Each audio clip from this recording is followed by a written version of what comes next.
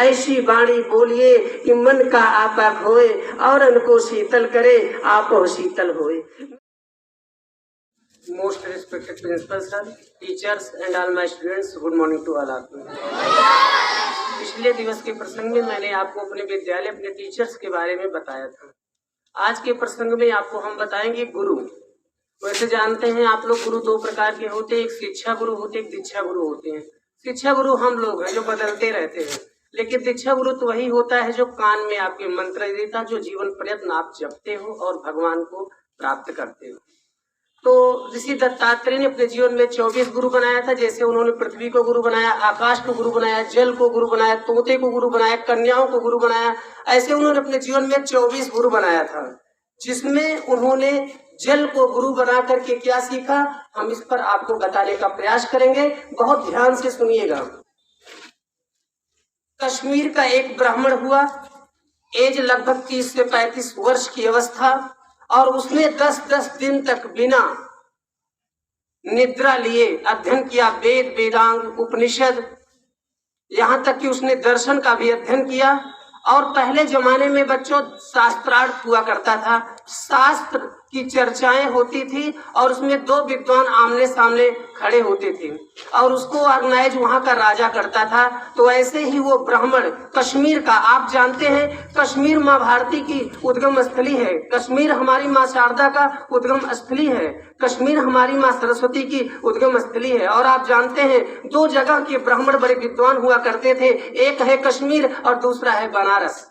तो वो ब्राह्मण जो था वो कश्मीर का रहने वाला था और दिग्विजय करता हुआ वो पहुंचा बनारस। बनारस के लोगों ने सुना कि वो तो पूरे राष्ट्र पर, पूरे देश पर अपने विजय पताका फहरा रहा है, वो दिग्विजय कर रहा, अपने ज्ञान के बल पर लोगों को जीत ले रहा है। तो बनारस वालों ने सोचा कि ये तो बनारस की इज्जत की बात है। वो पहुंचे एक 87 वर्षीय वृद्ध के पास और वृद्ध से उन्होंने निवेदन किया, बाबा 30-35 वर्ष की अवस्था का वो नवयुवक आज दिग्विजय कर रहा है, अगर आप हमारी मदद करें तो शायद आप उससे शास्त्रार्थ में जीत सकते हैं। वृद्ध ब्राह्मण ने कहा, हमारी तो एज हो गई, कहाँ वो नवयुवक और कहाँ हम। बच्चों ज्ञान दो प्रकार का होता है, एक पुस्तकीय ज्ञान होता है और एक अनुभविक ज्ञान होता है, अनुभव के आधार पर ज्ञान होता है। पुस्तकीय ज्ञान यद्यपि उस ब्राह्मण को बहुत ज्यादा था जो कश्मीर का रहने वाला था और इनको अनुभव का ज्ञान बहुत ज्यादा था, लेकिन शास्त्रार्थ शुरू हुआ, राजा ने ऑर्गेनाइज किया, सुबह 9 बजे से शास्त्रार्थ शुरू हुआ, रात्रि 11 बज गए। अंतोगत्वा क्या हुआ, वो वृद्ध ब्राह्मण जीत गया और ये जो नवयुवक ब्राह्मण था ये हार गया।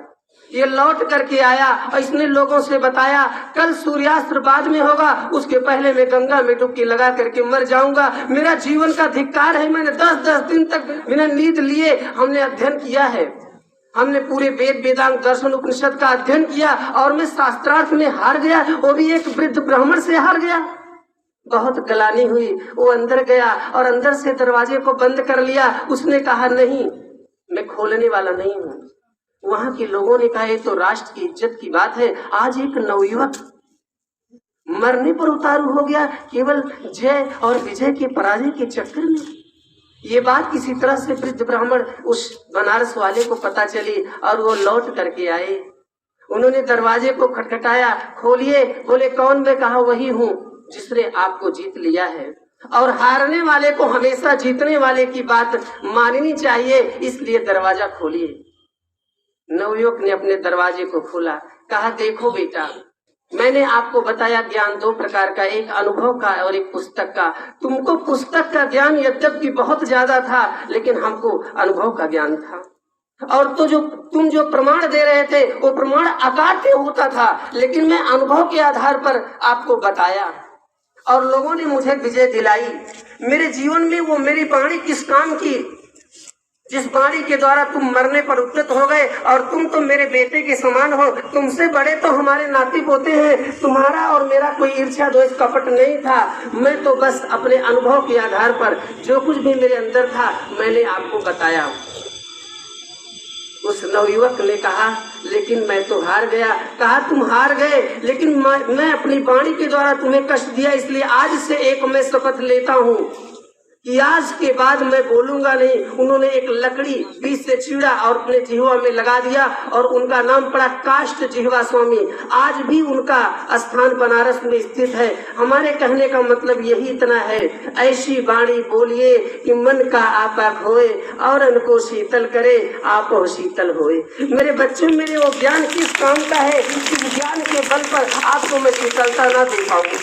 वो मेरे ज्ञान का धिक्कार है जिसके बल पर मैं आपको शालीनता ना दे पाऊँ, आपको सहनशीलता ना दे पाऊँ और आपको कुछ बताने का प्रयास ना कर पाऊँ। तो हमें अपने जीवन में चाहिए अपनी वाणी के द्वारा माता पिता गुरु समाज लोग व्यक्ति का हम हित करें और ऐसी वाणी कभी ना बोले कि जिससे उसके दिल को ठेस पहुंचे, उसको तकलीफ हो, उसको कष्ट हो। मुझे लगता है कि आप सब अपनी वाणी के द्वारा लोगों को कृतार्थ करने का प्रयास करेंगे। I hope that you will understand what I say today. Very very thank you to all of you. Thank you. Have a nice day.